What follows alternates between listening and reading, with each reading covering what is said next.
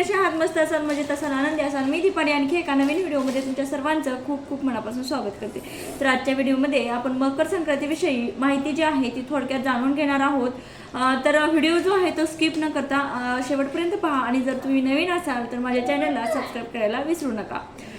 तर फ्रेंड्स, मकर संक्रांती हे शक्यतो 14 किंवा 15 जानेवारीला येते हे सर्वांनाच माहिती आहे. तर कारण या दिवशी जे आहे तो सूर्य जो आहे तो धनुराशीतून मकर राशीमध्ये प्रवेश करतो आणि या दिवसापासून रात्र जी आहे ती छोटी आणि दिवस जो आहे तो मोठा व्हायला सुरुवात होते. तर याच दिवशी आणखी एक कारण म्हणजे याच दिवशी संक्रांती देवी हे आई जगदंबेचं दुसरं रूप आहे आणि या दिवशी संक्रांती देवीने संकाशूर या नावाच्या राक्षसाचा वध केला होता आणि तेव्हापासून ही मकर संक्रांती जी आहे ते साजरी करतात असं म्हटलं जातं. तर मकर संक्रांतीच्या दिवशी देवीनं जे संक्रांती देवीनं जर कुठलं वस्त्र घातलेलं आहे किंवा कोणतं शस्त्र हातामध्ये घेतलेलं आहे किंवा ती कोणत्या वाहनावरती बसून आलेली आहे या सर्वाला खूप महत्त्व दिलं जातं. तर 2025 साली म्हणजेच यावर्षी मकर संक्रांती जी आहे ती संक्रांती या देवीनं पिवळ्या रंगाचं वस्त्र जे आहे ते परिधान केलेलं आहे. त्याच्यामुळं पिवळ्या रंगाची साडी आपण घालायची नाही. जे वस्त्र संक्रांती देवीनं परिधान केलेलं असतं ते वस्त्र म्हणजे त्या रंगाच्या साड्या ज्या आहेत त्या घालत नाहीत अशी प्रथा जी आहे ती पहिल्यापासून चालत आलेली आहे. तर या दिवशी पिवळ्या रंगाचं वस्त्र जे आहे ते घालायचं नाही यावर्षी. तर प्रत्येक वर्षी देवी जी आहे ती वेगवेगळ्या रंगाचे वस्त्र जे आहे ते परिधान करून येत असते. तसेच वेगवेगळ्या वाहनावरती येत असते आणि वेगवेगळी शस्त्र जी आहे ती घेऊन येत असते. मला प्रश्न असा पडला असेल की म्हणजे देवीने जे वस्त्र परिधान केलेलं आहे ते पिवळ्या रंगाचं आहे, मग तुम्ही अलंकार म्हणजेच दागिने जे आहे ते तुम्ही घालू शकता, कारण दागिन्यांचा कलर सुद्धा पिवळा आहे. तर वस्त्र फक्त पिवळ्या रंगाचं परिधान केलेलं आहे देवीनं.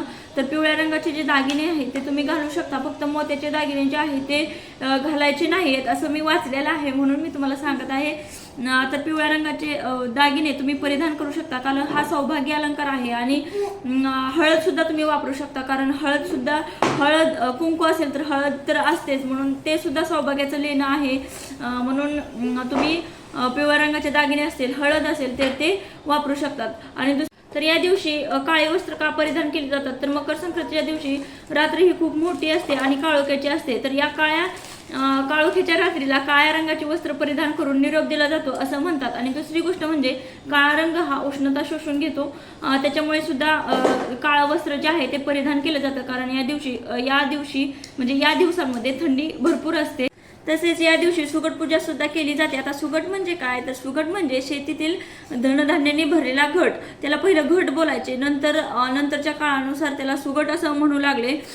तर आपल्या शेतामध्ये बघा ह्या सीझनमध्ये ह्या पिरियडमध्ये कोणकोणते धनधान्य घेतले जातात म्हणजे पिकं जी आहेत ती घेतली जातात, त्या सर्वांना त्या सुगटमध्ये टाकलं जातं. उदाहरणार्थ ऊस असेल, नंतर हरभरा असेल, नंतर लोंब्या म्हणजे गव्हाच्या लोंब्या असतील, ज्वारीचे कणीस असेल, अजून बरंच काय काय असतं, ऊस, हे सर्व जे आहे ते सुगटमध्ये भरलं जातं.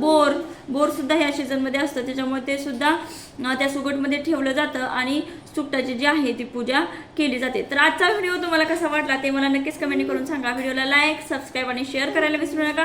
नंतर आपण भेटणार आहोत अशाच एका नवीन व्हिडिओसोबत नवीन विषय घेऊन. तोपर्यंत बाय बाय.